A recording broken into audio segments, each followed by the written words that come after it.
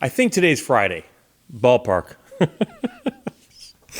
Last few days have really blended together, and I'll explain why in a second. But I had a guy comment on a video of mine a little while ago that I had to mention, and I wrote it down here on my piece of paper that's got some topics written on it. And I did the video entitled 12-Year-Old Boy Handcuffed Taking Out the Trash. And in the story, a 12-year-old boy was handcuffed while taking out the trash.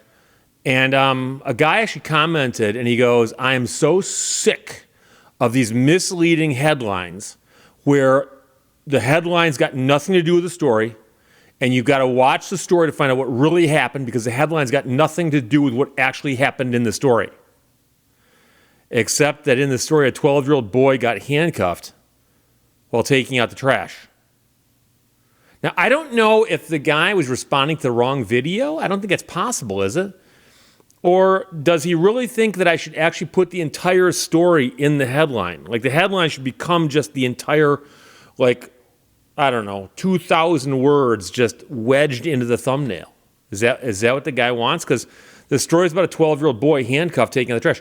Now, he was 12. There's no question he was 12 years old. He was a boy. He was handcuffed. And he'd been taking out the trash. And in the story, I explained how that happened to a 12-year-old boy who got handcuffed taking out the trash. And the guy goes, I'm sick of these headlines that have nothing to do with the story. I also have a couple people, and on some level, I'm always wondering if these are serious or not, who are sustaining the other side of a conversation that I'm not involved in. And I saw an email in my garbage today before I hit the dump button, and I could tell that it had a whole string of backs and forths on it. And I saw this person was simply responding to their own email. But down about 7 or 8 emails, I had apparently responded one time. And so this person wrote me a question and said, have you seen this story on Reddit with a link? And I said, I'm really sorry, but I don't chase down Reddit links. I also don't watch videos from links emailed to me. I get too many of them. And the problem with Reddit links, although I know that there are some news organizations that do trust them, like the Daily Mail, will actually do an entire story based on a Reddit post. And many Reddit posts are anonymous, and many of them are clearly people making up stuff. So when somebody says, oh, you wouldn't believe what happened to me, and they post it on Reddit, unless there's some way to actually verify what they're talking about, I can't do a video and say, well, somebody on Reddit claims this happened to them. Okay. I don't know if you're aware of this, but Reddit, I think anybody can post anything there. I don't think there's actually anything that'll actually go, oh, no, that doesn't have any verification. You need to bring that back later. No, it's just anybody can post anything on Reddit. So no, I did. So anyway, after I said, I'm sorry, I don't read Reddit posts, the person then responded again. And then when I didn't respond, they responded again. And now they're simply responding to themselves over and over again. And I didn't see any of the previous emails, but apparently there's 7 or 8 that followed that one. And then today I spotted one in the garbage, and when I hit flush, it was in there. And I'm like, oh, that's right. That's that comment about the Reddit story that I did not look up. And I've had people ask me, they say, Steve, you know something, I sent you a link and told you should watch a YouTube video. And I know you don't like doing that, but this story on YouTube is just too good. You've got to go look at it there. And the reason I don't is I get so many of them sent to me. I literally get dozens and dozens and dozens every single day. And most of the time I have an auto response where I just go, don't watch video links from emails. Don't watch video links from email. And I have people argue with me about it. They say, well, you got to watch this one. Well, technically, no, I don't. But I don't have the time. If I had the time, I would. But I don't have that kind of time. I'm sorry. And likewise, I just popped into my head. I got to mention this because it's come up a couple times in the last week or so, is I'm still getting a lot of people who request my legal help from other states. I am licensed in Michigan and Michigan only. I cannot practice law in other states. I've had somebody contact me recently and say, Steve, I'm in Texas, I need legal help. I said, I'm sorry, I'm not licensed in Texas. Well, you're in Michigan, right? Yes. Well, can you file an action in Michigan for me? Okay, it sounds like your story is in Texas, though. Well, can't you file it in Michigan? No, you can't. There's laws about where you can file things. There's rules. And so you need an attorney in Texas. I had somebody contact me once and go, Steve, it's a federal law. You can file it in Texas for me. No, I can't. Aren't you licensed in federal court? Yes, I've been admitted to the federal courts of Michigan.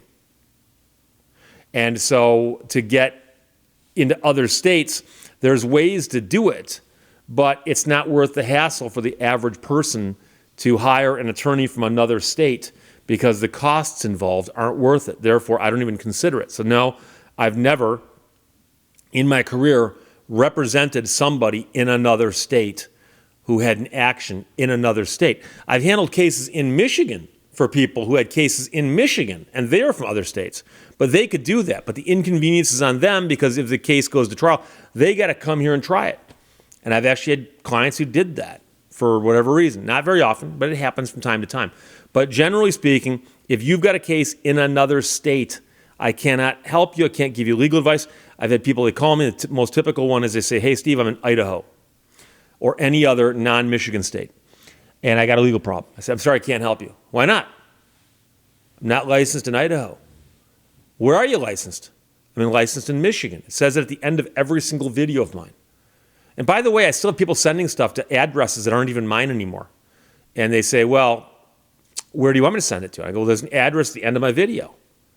Oh, well, I thought I'd send it to this other address. Why would you think that? But I have people at old addresses of mine saying, Steve, there's still stuff showing up for you here.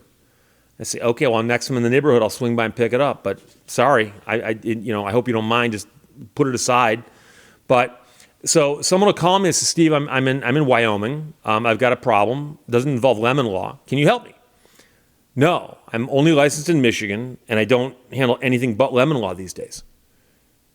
They go, well, do you know anything about this field of law? I say, well, I know a little bit about it in Michigan. Well, what would happen if we were in Michigan? Well, if we were in Michigan, I'd take your case because you wouldn't be in Wyoming or Idaho. But since you're in Wyoming or Idaho, I can't take your case. I can't give you advice. Well, let's pretend I was. No, I can't do that. I cannot render legal advice or represent somebody outside of the state of Michigan. And I know people who think that that's me messing with them. It's not. I'm licensed to practice law in the state of Michigan. And I've said it so many times, I hate to even repeat it again. But the laws vary wildly from state to state. So if I gave you the advice I believe to be true based on what's true in Michigan, it might be wrong in your state. So I can tell you right now, the lemon law in Wisconsin is wildly different from the lemon law in Michigan. Likewise, Ohio. Likewise, California. And I know enough about the law to know that it's just very, very different over there. But I'm not going to sit here and explain it to you because I can't. I also have to let you know, and this isn't even on my list, but I had somebody complaining about my use of the English language. Because as you know, I speak at about a third grade English level. And I was talking about how the people who kicked down the door of that newspaper and seized all the stuff, the newspaper, I said, it's happened in the past. It hasn't happened that much recently, but it does happen from time to time. But most people understand that it's a horrible violation of the First Amendment, as well as federal law, to execute a search warrant on a newspaper as opposed to dropping a subpoena on them, which is generally the accepted thing to do. And I said that in the past, the people who have done that have wound up looking horribly. And now, technically speaking, that sentence, if written, probably should have been they wind up looking horrible. But it gets you into that debate about when you use an adverb versus an adjective. And the question then is, what is the word describing? And I've had this argument with people before, and I say, okay, how do you feel? I feel well. Thank you for asking. Do you feel good? No, you can't feel good because good is an adjective describing how you feel. Is it? Are you tall? I am tall. Correct? You wouldn't say, you're tall-ish or you're tall-ly. No. You're tall. I am tall. I'm a tall person. 6'2", right? I'm tall. Okay? Tall is an adjective. If I can describe myself with an adjective such as tall, you're telling me I can't use an adjective such as good? I'm good. I'm good. I'm good the same way I'm tall. No, you are well. And so that's one of those distinctions that to me is just so far beyond splitting hairs. You're literally trying to split microns of hairs. And the real problem I have with that is that if someone's speaking, okay, I don't know if anybody's realized this or not, but I wish I could just turn the camera around or hold up a mirror or something. I probably could. But I'm not using a teleprompter. This is not scripted. I'm talking right now.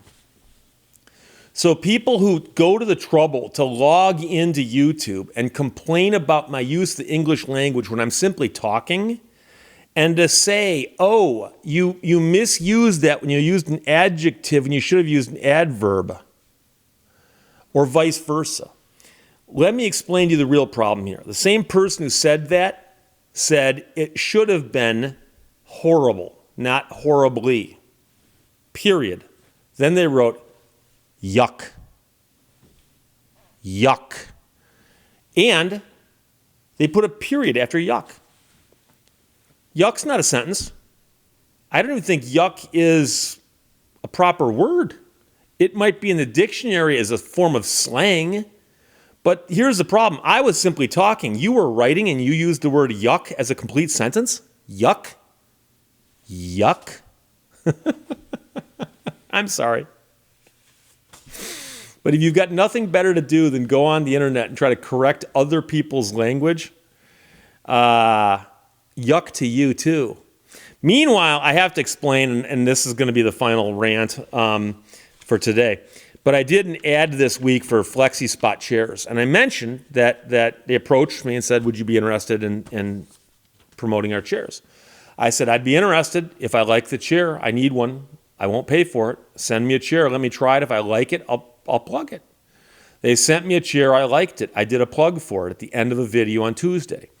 And they sent me a list of things that I could talk about, referred to as talking points. And they said, here's what we'd like you to touch on, and here's a deal we'll give your viewers. And so I did the ad, and I pre-recorded it. I shouldn't tell you that, but I did. I actually wore the shirt, shot the ad, and then 2 days later when the video went up, I recorded the first half wearing the same shirt and tacked the ad onto the end, which I could do because the chair was in a different spot than the one I'm sitting in right now. This is the inside stuff that you tune in for, right? And I had sent the ad for approval to the people who do the chairs. And they'd sent me back a note saying, we loved it. It's great. Thank you very much. We can't wait till you run that ad. And I ran the ad, and the ad went up at 2 o'clock Eastern time on Tuesday. And I got some feedback almost immediately saying, Steve, that discount code you got there ain't working. It's not working. And I very quickly went and looked, and I had a couple complaints from people saying the exact same thing who did not appear to be working in concert with each other. So I sent a note to the guy that I work with on this stuff, and I said, hey, got a problem. The discount code ain't working. And it came back that there was a confusion someplace. Not on my part, not on their part, someplace in between. You got a failure to communicate. And the discount code that I was supposed to be promoting was 10% off on purchases of $500 or more. And the problem, of course, is the chair cost less than $500. So I was promoting something that the discount code wouldn't have worked for. And yes, that sentence ended with a preposition. And by the way, there's nothing actually wrong with that. Just for those 3 people out there who are going to complain to be funny. And I said, that doesn't make any sense. Why would I be promoting a chair and a discount code and the two don't connect? And they said, well, that's the problem we've got. So they said you could go in and modify the description in the video below and also the first pinned comment where you describe the discount code. So I went in and I changed that, and several people said, well, thank you for clarifying, but that's a little bit different than what we were kind of hoping for here. And I got a few more complaints from people. And I called up my guy. And by the way, I actually have a guy I work with. I'm not talking about FlexiSpot. I'm talking about a guy I work with who is the go-between on this. And I contacted my guy and I said, hey, there's a problem here. You know I don't like to do ads. I do very few commercials. As of today, I have endorsed 3 companies, and 3 companies only. 9 years on YouTube, and I've endorsed 3 companies. And I said, and this is my nightmare. My nightmare is I'm going to promote something and it's going to make me look bad. And I've got people right now who are upset with me. And he said, let me make some phone calls. And my guy, late last night, said, Steve, I'll have this resolved for you by tomorrow morning. So last night about 2 a.m., I got awoken. I'm making words up here. By a thunderstorm of the sort you'd read about in the Bible. Not Genesis, but Revelation. I'm talking about catastrophic, apocalyptic, lightning, thunder, rain coming down sideways. It was crazy, and it woke me up. I was so wide awake, I thought to myself, check your email. Your guy may have tracked down some information for you. 2 o'clock in the morning, I checked my email, and he goes, Steve, talk to people. We straightened it out. Number 1, they love your ad. Number 2, they want to do whatever it takes to keep you happy. Number 3, they're going to retroactively apply that 10% discount code to anybody who has ordered or does order in the future, and you can tell people that. So I went in and changed the description below the video and said, by the way, heads up, 10% discount is now in force, and if you ordered previously and didn't get the discount, contact, and they gave me the email address of someone. They said, have people contact this person. I said, here is their email. Contact them. And then I said, and if that person doesn't help you, contact me. And I gave my email address. And I said, that's where I want you to contact me if you got a problem with them. So I think we got that straightened out, but there was about 24 hours there where I was quite upset at how things were playing out. But I think we've got it resolved. So I apologize. So if you, perchance, got involved and tried to place an order and it didn't go through, or you placed an order and didn't get the discount, or whatever, it's been straightened out where you should be able to get the deal that we thought we could get you, which is 10% off on any chair that's ordered through that URL with my discount code. The discount code is Lehto, Lehto.